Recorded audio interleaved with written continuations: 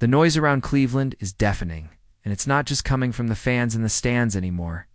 The storm is hitting national airwaves, with analysts, insiders, and even former coaches chiming in. The heart of the debate. Why in the world is Kevin Stefanski still sticking with Joe Flacco when Shador Sanders is waiting on the sideline, ready to go? For a coach praised as one of the brightest minds in the league, Stefanski's reluctance to hand the keys to Sanders has baffled just about everyone. Cleveland fans had already been simmering with frustration. But after Flacco's latest meltdown in Detroit, the patience has snapped. The veteran started the game looking like maybe, just maybe, he could steady the offense. But that hope evaporated the moment he threw the ball straight into the waiting arms of a Lions defender. That single throw flipped the momentum, sucked the life out of Cleveland, and sent Detroit surging forward. From there, it was a spiral. Another interception, a costly fumble, and a stat line that looked like a retirement speech in disguise. 16 completions on 34 attempts, 184 yards.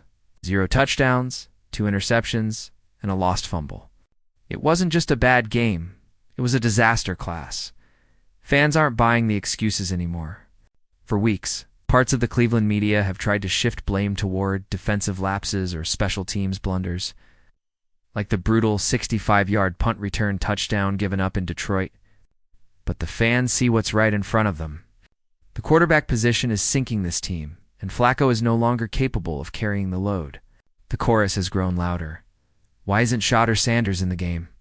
Independent analysts have joined the revolt. Rex Ryan in particular ripped into Stefanski, hammering the decision to keep trotting out a quarterback who couldn't play 8 years ago and certainly can't keep up with the speed of today's NFL. He declared bluntly that Flacco's days as a starter are over, and that Cleveland is only hurting itself by refusing to put Sanders in. For Ryan, for analysts across the league, and for fans watching from home, the answer is simple. Sanders deserves the shot, and Sanders himself isn't hiding from the moment. His confidence borders on electric. With the poise of someone who knows exactly what he's capable of, he stated outright that he's better than several quarterbacks currently starting in the NFL, including Joe Flacco. For a rookie, that's a bold claim. But after watching Flacco's implosion and seeing Sanders' scout team dominance, it doesn't sound like empty bravado. Sanders knows his worth, and he's unafraid to say it. Still, beneath the confidence, there's a raw frustration that's starting to bubble over. Sanders has been trying to remain patient, leaning on his faith and reminding himself that God has a plan for him. He insists he's not rushing the process, that he'll wait for the right timing. But when he speaks, you can hear the edge in his voice, the disbelief that he's still sitting on the sideline. While mistakes keep piling up on the field, he's not asking for a favor. He's demanding the opportunity he believes he's earned. Stefanski's position is becoming untenable. His post-game comments after Detroit hinted at the cracks forming in his stance. He admitted the mistakes were unacceptable, especially on the road, and emphasized that they must be corrected. He even gave rookie Dillon Gabriel some playing time, signaling that the team is at least willing to test its young quarterbacks. But while Gabriel may get his looks, everyone knows the focus is on Sanders. He's the one fans want. He's the one analysts are calling for. He's the one teammates whisper about in practices. It's marveling at his arm talent and composure. The situation is no longer about one game or one bad throw. It's about the long-term direction of the Browns franchise. Flacco's ceiling is behind him, not in front. The longer Stefanski clings to him, the more it looks like he's stuck in the past, unwilling to embrace the future. Sanders represents that future-swaggering, confident, unafraid of the moment.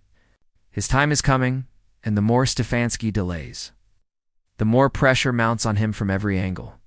Even Rex Ryan's public call-out made it clear. Stefanski is risking more than just games.